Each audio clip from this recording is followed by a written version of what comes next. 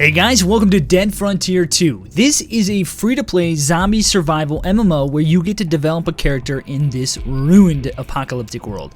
Scavenge and loot for supplies, improve your skills and make your character specifically to you unique, trade with other players in a player-driven economy, completely player-driven, fight other players in PvP, and a ton more. Now in today's video, I will be going over getting started in-game, some tips and tricks to help you along the way, and important things to keep in mind while playing. This will not be an exhaustive guide, and I will make more in the future. This is just to help you get started in the game, so it's just for like people just coming to the game, or maybe you've played the old game but you have no idea anything about this game. This is to help you along the way when you first start out. Now before we get into this though, I just want to say that if you're looking for a place to talk with other people about the game, you need help with something, or you just want to hang out and talk to people, we have a Discord server that you are more than welcome to join. Check out the description below for the link to that, and also if you're new to the channel and you want more Dead Frontier content, feel free to subscribe and comment in the comment section below what you want to see, what you like. Do you like these guides? Just let me know in the comment section below what you want. Alright, so when you first come into the game after making your character, the first thing to know is that the game has a bit of a learning curve in terms of how to fight zombies. There's a lot of things that you can do right away and things that you need to keep in mind, and hopefully this video will help with all those things. When you first spawn in, you'll be on the street somewhere, and the first thing you will want to do is make your way to the outpost to get familiar with a few things in game. An outpost is like the police station. Go to the police station, and then that way you guys will have a safe place where you can kind of get some of the ideas of the game and feel out the beginning of the game. Now keep in mind that there will be zombies along the way. We'll discuss the best way to fight them in a second. You might have to fight them if you get swarmed or surrounded, but you can just run there, okay? You can run past the zombies with no problem. Just run to the police station. It's the safe zone. The outpost is a safe zone. So you can also get missions from NPCs here, and missions refresh every day. We'll talk more about that here in a second. At the outpost, you will find the market, which is via the trader. You'll find a trainer, which will allow you to prestige your character or reset your skills. Basically, there's a cap on level 20, and then once you get to level 20, you can prestige your character and gain additional skill slots. Your account stash, which is your storage, and your mailbox that you use to message others. A very important thing to note is that when you leave the outpost, if you die, you will lose 50% of whatever experience that you gain since you left. So you want to make sure that you make a habit of going back to the outpost regularly to save your experience progression so that you don't lose it. And this will help you level way faster. So if you don't do that and you get almost finishing the level and you die, that's going to really suck. And so you're going to want to make sure you make a habit of going back there. Now, when you level up, you will have the ability to choose skills for your character, which will aid you in your fight and exploration. You can become a specialist character, such as mainly focusing on one thing, such as a melee or a couple of things. And there are all sorts of skills. There are skills that can help you with sneaking around, dodging, health, looting, driving your vehicle, your expert skills such as melee, rifle, pistol, shotgun, submachine gun, and a ton more. So you want to choose these skills wisely because you can only choose so many. Now if you hit tab, you will note your current level, your current experience, and what is needed to get to the next level. Now I know that this is a lot of stuff right off the bat, and there's a lot of information that I'm trying to get through relatively quickly to keep the video somewhat shorter for you guys. But essentially, there's a lot of things, and just take your time with the game. That's why I say go to the outpost, familiarize yourself with the menus, with the different things that are there, talking to different NPCs, things like that. Okay, so just take your time and get familiarized with the game. Now another quick note is that you should start the game with some cash. Now I'm making this video before release, and you started with cash right before the game was released, but I'm assuming you still will. And you may want to make your way to the trader and just browse the trades for things like melee weapons or firearms, because some people might be selling them relatively cheap. You might find some very cheap items that you can purchase or that people are even giving away for free. Now I found a metal pipe and an upgraded rifle going for very cheap. So also browse the medical area, as meds can be hard to come by early on. They're not all over the place, and you might find yourself needing them. And I should know, if you die, when you respawn, you're going to start with like limited health, and so this might be a good thing to have in your character, in your stash, in your inventory. You don't lose those things either. So the only thing you lose is your experience. So let's move on to fighting zombies, as this might be a bit challenging at first. Now the first thing that you will want to note is that zombies can attack you in different ways. They have different attacks. So some can reach further than others, some can run at you, some spew acid at you, some can burn you if they're on fire, some crawl on the ground. There are tiny worms that will be inside other zombies when you kill them. This is a very important thing to know. The worms are horrible and you need to be on guard for them. They let out a loud hiss when you kill them, and there are also apparently birds. There are boss zombies and most likely many more types that I have even yet to see, okay? So let's talk about melee first.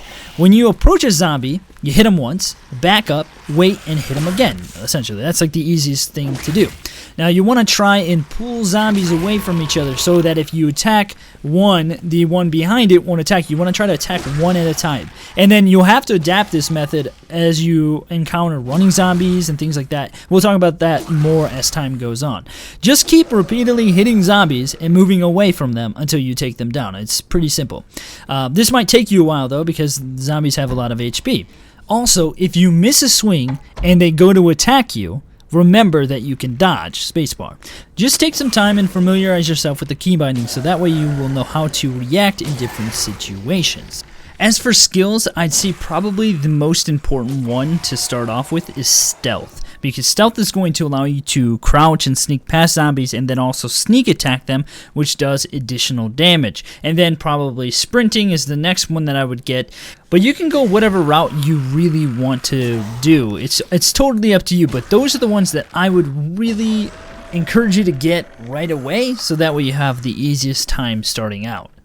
One thing that you want to make sure you do is when you are fighting zombies, you want to make sure that they're dead, because you can hit them and knock them down and they're actually still alive and they get up later. So double tapping, if you've ever heard of that, you basically double tap them, make sure that they're dead. You might have to hit them a few times when they're on the ground, but I just make it a general practice of swinging at things that I knock down. Even if they're already dead, it doesn't hurt to do it, because then that way you know that they're definitely dead. And you can sometimes tell when they're dead, because like if worms pop out, they're obviously dead. But not only that, they make a specific sound that when they actually die, it's a longer drawn out kind of like sigh.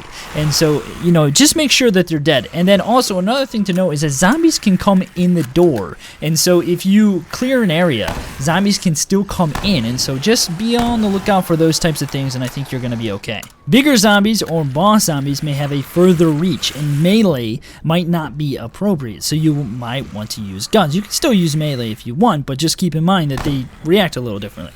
When attacking the zombies on the ground, it is important to note that you can use melee when you hit them, and they react the same way as the ones that walk, and they may be staggered a bit when they get hit back, allowing you to back away and repeat the process. But it is kind of hard to actually hit zombies on the ground, because you have to be at a specific distance and you can't be too close or you'll miss.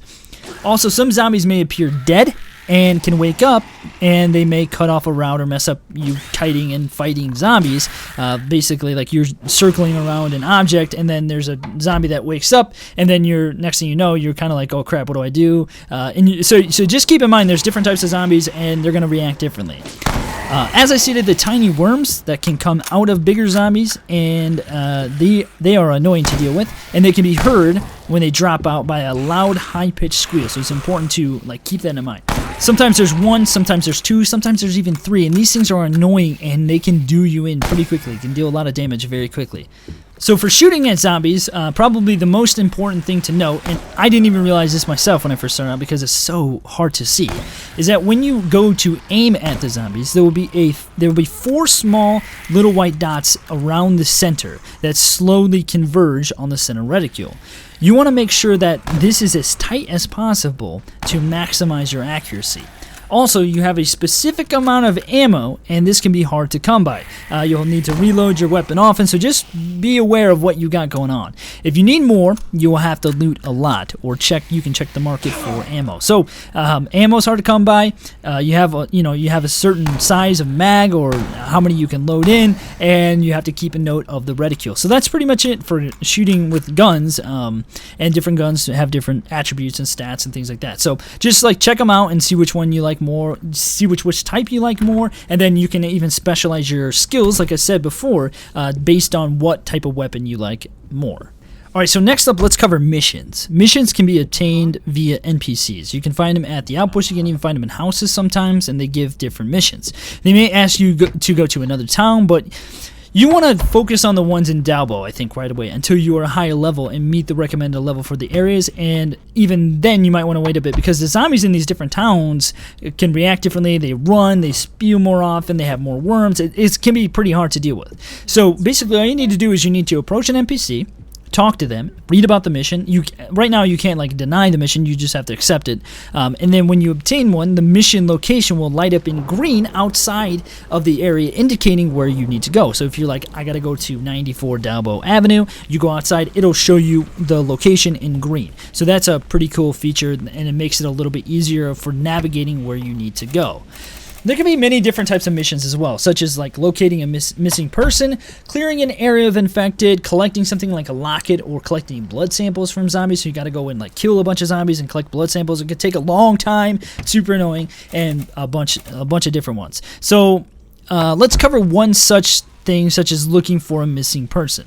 You want to head over to the missing person mission location and begin to loot and kill zombies. You might find something such as a name tag on a lootable body, for example, or you may find the NPC alive in the house. So just head to the location, look for the people. If you don't find people, just start looting stuff. So like that's a specific type of mission. Then you just talk to that person, or you collect the name tag or whatever, and head back to the original mission giver. Now sometimes when you go into a building, they might be in a different area that requires a key, and it's important to note that inside these buildings you will run into multiple doors that are locked and require a specific key, like I said. And these keys can be obtained via looting or even killing a specific zombie inside, and so you might have to do something before you can even get to the area where they might be. The next thing that you should probably know is that you can walk out of an area or fast travel with your car, and at the end of the street you will find your car. Your car will require fuel, and it's important to have the appropriate amount of fuel so that way you don't run out of it. But you can loot this fuel, or you can purchase it, and you need fuel to get to a location and then back. Also, the storage slots on your car can be upgraded via roof racks. You can upgrade your internal components that can help you along the way and provide bonuses, and you can obtain a skill to help you with this as well. Now, when you interact with your car, you're going to have two different options, manage and travel. Manage is to like store things. You can refuel your vehicle through there, and you'd have to click on fuel and then click refuel. You can like extend the storage slots, like I said, put a roof rack in there and then click on it and then click fit to like upgrade it. And then there's also travel, and travel is the map. So if in Dead Frontier, it is somewhat of an open world game per the instance that you're on, but not in the world as a whole. You have to travel to different locations, and these locations aren't, you can't like just like go out in the world and walk to it like an actual open world game. So it's like semi-open world. So essentially you go to travel, you can see the map, and you'll see these different various locations. And it's important to note that these various different locations require more fuel to get to if they're further away. They also have a required level you should be if you go there, and the requirements to get there. And so it's very important to note several of these things. And I was thinking through like more things that I wanted to cover in this video, but I wanted to keep it somewhat relatively short because there's some really basic things to keep in mind, and I think I covered most of them in this video. The other thing to note is that if you play Dead Frontier 1, there's a lot of things in this game that Neil, the admin of the game, said that he is going to be adding eventually. And so there's a lot of different things that he has planned, and we're going to see lots of updates to this game as time goes on. And so if it's not in game right now, you can probably be guaranteed that you're going to see that in the future, like outpost attacks. If you guys don't know what outpost attacks are, you've never seen Dead Frontier 1, basically it's a way to gain experience really quickly, but essentially the main street by the outpost gets flooded with zombies, and your goal is to essentially just take out as many as you can within the specific time frame. Like there's all kinds of different cool things that are going to be coming that I think people are going to really enjoy, and probably different bosses and different weaponry, all kinds of things. So you have a lot that you can look forward to when it comes to Dead Frontier, and I'm really excited to see where it goes from here. I think that's going to be it for the video today. I hope you guys enjoyed it, you found it helpful. Let me know in the comments below if you think I should make another guide. What are some things that you would like to see added? If you have any good tips for people that I didn't cover in this video, definitely make sure to comment those below, because we want to help people out. You know, this is a guide. The purpose of this guide video is to help new players out. And so if you've been playing for a long time and you want to help people out, definitely make sure to comment, leave that below, so that way they have a good start as well. So I really appreciate you guys stopping by, watching the video. I hope you guys found it helpful. I hope you guys have a great day. Thank you so much. Stay positive, be blessed. Catch you guys next time.